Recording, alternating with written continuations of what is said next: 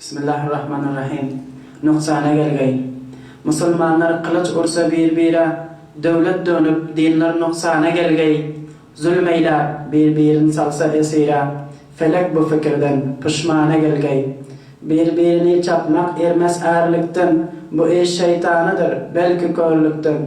Ağzalılık ayrar iyili değerlikten, döwlet dönüp nobat düşmana gelgey.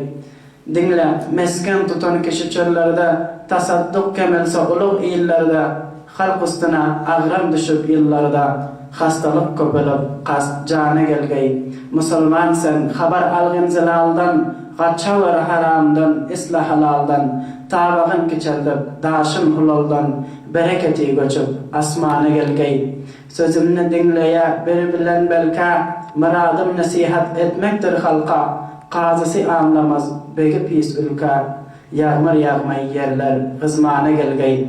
Şere şöhrat vermek şeytanın kari, kahran yutmak erer, rahmanın kari, köpelse her hilin, seri serkari, nizami bozulup, veyrana gelgey. Perverdigar özü fakire fena, ol fakir kim bolgay, dilinde tena, qaysı velayette köpelse zina, zemin cünbü şeyler, lerzana gelgey. Mahtum guli, dursum sözüm saçmağa, anlamazlar, yüz koyurlar kaçmağa. Her il destur etse şarap içmağa, ol yurda taun, durmana gelgey.